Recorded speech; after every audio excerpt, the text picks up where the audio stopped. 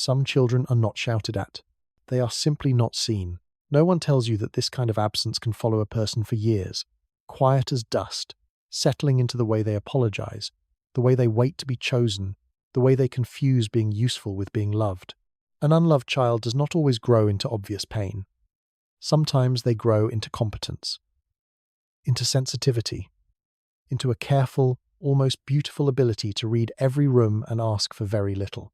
But beneath that grace, there is often a private question that never stopped echoing. What was missing in me that made love feel so far away? And the cruelest part is this: what was missing was never the child. It was the warmth meant to meet them, the first quiet wound. There is a kind of loneliness that begins long before a person has words for it. It begins in the small moments no one remembers clearly enough to call trauma, a face that does not soften when a child enters the room, a need that is met with irritation, a sadness that is treated like inconvenience, a joy that goes unnoticed. Nothing dramatic, nothing cinematic, just 1,000 little absences where love was supposed to live. An unloved child rarely thinks, "I am being emotionally abandoned."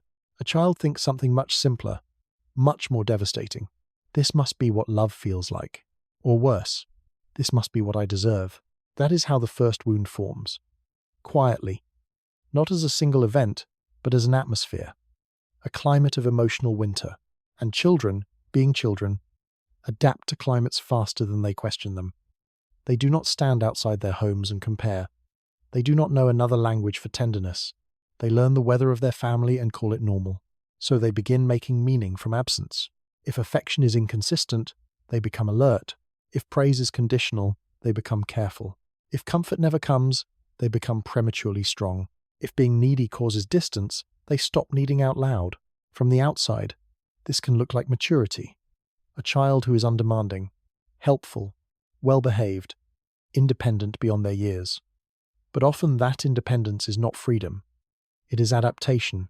It is the early intelligence of a heart learning that depending on others may be dangerous, embarrassing, or futile. No one tells you how early the body understands this. Before memory fully arranges itself into narrative, the nervous system is already recording. It notices which tone means danger, which silence means disapproval, which version of the self earns a little less coldness. The unloved child becomes fluent in emotional weather. And yet, beneath all that sensitivity, there is still the simple ache of childhood, the ache to be reached for without performing, to be delighted in without earning it, to be held without first becoming convenient. That ache does not disappear just because it is ignored. It only goes underground, and there, in the hidden places, the first quiet wound remains not loud enough to be obvious, but deep enough to shape an entire life. Where love went missing. An unloved child is rarely born into a vacuum. Absence usually has a history. Sometimes love went missing long before the child arrived. It disappeared in the life of a parent who was never comforted either, in a mother taught that tenderness was weakness, in a father shaped by humiliation, fear, or emotional silence, in a home where survival mattered more than connection, in a family tree where no one knew how to speak the language of softness because no one had ever spoken it to them. This does not erase the wound, but it changes the frame around it. Not every emotionally absent parent is cruel in the obvious sense. Some are exhausted. Some are wounded. Some are children in adult bodies, asking life from others while having none to give. Some provide food, shelter, and structure, yet remain unreachable in the places that matter most. Their love, if it exists, is trapped behind armor. It arrives distorted, as control, as criticism, as duty, as sacrifice without warmth. And children, with the innocence that makes them vulnerable, do what children always do. They turn mystery inward. They do not conclude, "My caregiver is emotionally limited by unresolved pain." They conclude, "Something about me failed to inspire love." This is the tragedy of childhood psychology. The child would rather feel defective than abandoned by reality. Believing "I am unworthy" is often less terrifying than believing the people meant to protect me cannot truly see me. So the mind chooses the explanation that preserves attachment, even if that explanation becomes shame. That is how someone begins carrying an inheritance that was never theirs. They inherit silence and call it personal inadequacy. They inherit numbness and call it unlovability. They inherit emotional confusion and call it identity. Sometimes the household is outwardly functional. There are routines, achievements, family photos, holidays, even laughter. Yet, beneath the visible order, emotional intimacy is missing. No one asks what the child feels and truly stays for the answer. No one makes room for fear, grief, sensitivity, or longing unless those emotions can be quickly managed and put away, so the child learns a painful lesson. Only certain selves are welcome here. The cheerful self, the useful self, the successful self, the quiet self, but never the full self. And when a child is loved only in fragments, they begin to fragment themselves in order to remain connected. That fragmentation is often mistaken for personality later in life, but it began as an adaptation to an environment where love was partial, limited, or lost inside people who had never learned how to offer it whole. What the mind learns. The unloved child does not simply feel pain, the child organizes around it. Psychology has many names for what happens next. Attachment wounds, hypervigilance, shame adaptation, emotional suppression, but beneath the language of theory is something profoundly human. A young mind building itself in response to what it can and cannot count on. When care is unpredictable, the nervous system stops relaxing into trust. It begins scanning, listening, anticipating. The child becomes watchful, not because they are dramatic, but because uncertainty teaches the body that safety must be monitored. Love, in this world, is not a resting place. It is a variable. It can arrive. It can disappear. It can turn cold without warning, so the brain learns efficiency. It studies faces. It memorizes moods. It notices tiny changes in tone. It predicts rejection before rejection has fully happened. What looks like oversensitivity in adulthood is often old survival intelligence. The unloved child grew up in an environment where reading emotional shifts was necessary. Their awareness became sharp because dullness was too risky. Then there is shame. Shame is not simply believing something bad happened. Shame is the deeper belief that badness lives in the self. And for children deprived of consistent love, this belief forms easily. Because if the people who were supposed to cherish you remained distant, unavailable, or emotionally absent, the question naturally becomes internal. What is wrong with me? Why was I not enough to soften them? Why did my need seem to burden the people who were supposed to hold it? Over time, these questions stop sounding like questions. They harden into identity.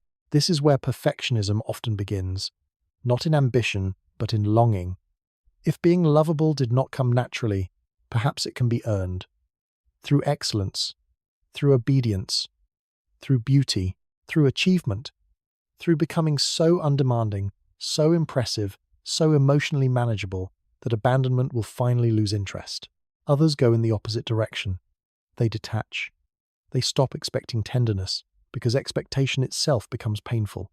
Distance feels safer than disappointment. They learn to need less, reveal less, hope less. It looks like independence, but often it is grief that has become efficient. Attachment theory calls these patterns anxious, avoidant, disorganized. The nervous system calls them survival. The heart calls them exhausting, because beneath every adaptation is the same original confusion. The child was built to seek closeness, yet closeness became the source of uncertainty. So the mind learns paradox. It learns to crave connection and fear it at the same time. It learns to build a self around missing love, then spend years mistaking that adaptation for personality. What formed in pain begins to feel like destiny, but it was never destiny. It was learning. The hunger that hides. An unloved child often becomes an adult with two opposite longings, living in the same body. One longing says, "Please see me." The other says, "Do not come too close." This is where the hidden hunger begins to shape relationships. Not always visibly, not always dramatically. Sometimes it appears as overgiving. Sometimes as choosing people who are unavailable, critical, confusing, or difficult to reach. Not because pain is preferred, but because the nervous system recognizes what is familiar long before it recognizes what is healthy. There is a quiet tragedy in this. The person who spent childhood feeling unseen may enter adulthood desperate for depth, yet suspicious of anyone who offers it too easily. Tenderness can feel disorienting when deprivation was the first language of attachment. A warm person may seem unreal. A consistent person may seem boring. A distant person may feel magnetic, not because the heart enjoys suffering, but because old wounds often mistake recognition for love. So the adult self begins reenacting what the child never resolved. They may become the one who always understands others, but rarely feels understood. The one who senses everyone's needs before their own. The one who performs calm while carrying private panic. The one who loves deeply but cannot quite believe love will stay once they are fully known. And underneath it all is resistance. Resistance to rest. Resistance to being cared for. Resistance to asking directly. Resistance to believing that affection could arrive without conditions attached. This is the deeper conflict of the unloved child. The need for love did not die. It only learned to disguise itself as excellence, as self-sufficiency, as romantic obsession, as emotional numbness, as the habit of saying, "it's fine," in moments that are clearly not fine. The hunger remains, but it hides behind the strategies built to survive its disappointment. That is why some people feel lonely even while surrounded. Why praise can feel strangely empty. Why intimacy can trigger grief instead of peace. The body remembers that closeness once came with inconsistency, dismissal, or subtle emotional abandonment. So even beautiful things can activate fear. And this fear is often misunderstood. By others, by the self. It may look like indecision, detachment, clinginess, perfectionism, people-pleasing, or withdrawal. But beneath all of it is an old contradiction. The deepest wish is to finally be met, and the oldest lesson is that being met may not be safe. So the unloved child grows up fluent in longing, but uncertain in receiving. They know how to hunger, they know how to wait, they know how to adapt. But being gently loved, without having to disappear first, that can feel like an unknown country. The moment of seeing. The turning point is rarely dramatic. It does not always arrive as revelation. More often, it enters quietly, in the middle of a conversation, in the aftermath of a relationship that hurt in a strangely familiar way, in a moment of disproportionate sadness, in the body's exhaustion after years of being composed. Something finally cracks not into chaos, but into recognition, and recognition changes the atmosphere. For the first time, the person begins to suspect that their patterns are not random flaws, that the desperation to be chosen, the fear of burdening others, the inability to relax in love, the reflex to become useful instead of honest, none of it appeared from nowhere. It has a history, a shape, a beginning. This realization can be tender. It can also be devastating, because once the truth becomes visible, another grief follows close behind. The grief of understanding how long pain was mistaken for personality. How many years were spent blaming the self for adaptations that were born in emotional deprivation. How often the unloved child was called too sensitive, too distant, too needy, too intense, when in reality, that child had simply built a life around lack. There is sorrow in seeing clearly, but there is also relief. Relief that the shame was never proof. Relief that the ache has context.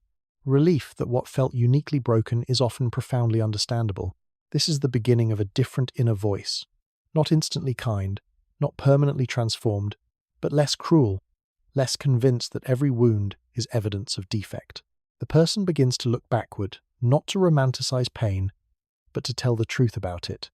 To admit that some absences were real, that some needs went unmet, that some parts of the self became distorted trying to survive a lack of tenderness. And strangely, this honesty softens something, because what is seen no longer has to keep operating in darkness. The child who once thought, "it must have been me," begins to loosen that verdict. Not all at once, but enough to create space. Enough to wonder whether being unloved was an experience, not an identity. Enough to feel the first flicker of compassion for the self that adapted so brilliantly and suffered so quietly. This is what turning points often look like in real life.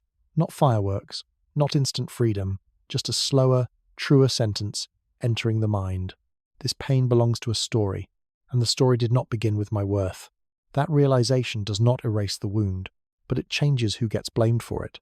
And sometimes, that is where healing first becomes possible, becoming a safer home. Healing an unloved childhood is not about becoming untouched by it. The past does not vanish because it has been understood. The body may still brace. The heart may still expect distance. Certain silences may still feel heavier than they are. Certain rejections may still echo deeper than logic can explain. Healing is not the destruction of memory, it is the slow ending of its total authority. Something important begins to shift when a person stops treating their own pain like an inconvenience. When they no longer meet their grief with the same dismissal that wounded them in the first place. That is often where integration begins, not in dramatic reinvention, but in a different quality of presence toward the self. The unloved child once learned that feelings had to be minimized, hidden, translated into something more acceptable. Adulthood offers the possibility of a quieter truth, that sadness does not need to justify itself to deserve gentleness. That loneliness is not weakness, that longing is not shameful, that the parts shaped by deprivation do not need to be exiled in order for life to move forward. This is what it means to become a safer home. Not perfect, not fearless, just less abandoning. A person begins to notice when they are betraying themselves to preserve connection. They notice when they shrink to avoid disapproval, when they over-explain, when they reach for people who reproduce old emotional climates. The patterns may still appear, but they are no longer invisible. And what is visible can be met with choice, or at least with honesty.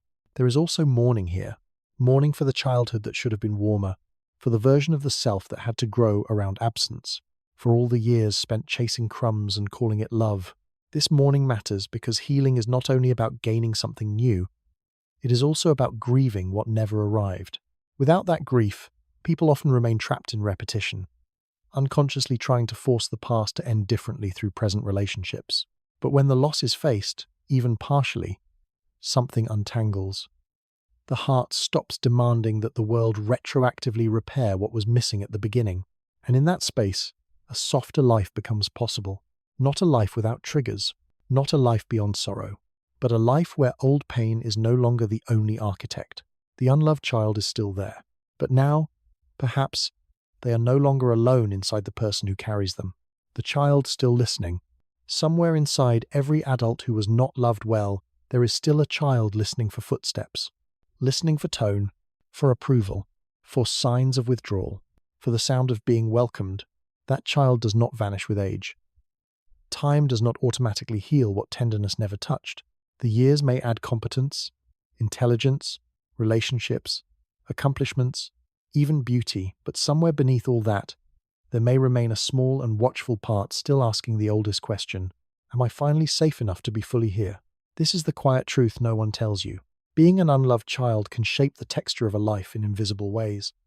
It can live in the pause before speaking honestly, in the apology offered too quickly, in the panic that follows emotional distance, in the strange grief that rises when kindness arrives and does not know where to land. The wound is not always dramatic. Sometimes it is simply the lifelong effort of trying to feel at home in a self that was never warmly mirrored. And yet, this is not the end of the story. Because what survived that absence is not only pain, it is sensitivity, perception, depth, the capacity to notice what others miss, the ability to recognize loneliness in another face, the reverence for small gestures, the knowledge, carved painfully, but truly, that human beings do not merely need food, shelter, and instruction. The unloved child often grows into someone who understands the emotional world with unusual precision. Not because suffering is noble, but because deprivation teaches the value of what was missing. There is sadness in that wisdom, but there is beauty too, and perhaps that is the gentlest ending available. Not the fantasy that the wound never mattered, not the performance of being over it, not the demand for a perfectly healed self. Only this. Being unloved was something that happened. It was never the measure of human worth. It was never proof of deficiency. It was never a verdict on what kind of love the soul deserved. The child is still listening, yes, but maybe now they are hearing something different. Not the old silence, not the old confusion, not the cold equation of love and earning. Maybe, at last, they are hearing the sound of truth, that they were always reachable, always worthy of warmth, always more than the absence that shaped them. And in that recognition, something very quiet begins. Not a miracle, not a rescue, just the end of one ancient lie.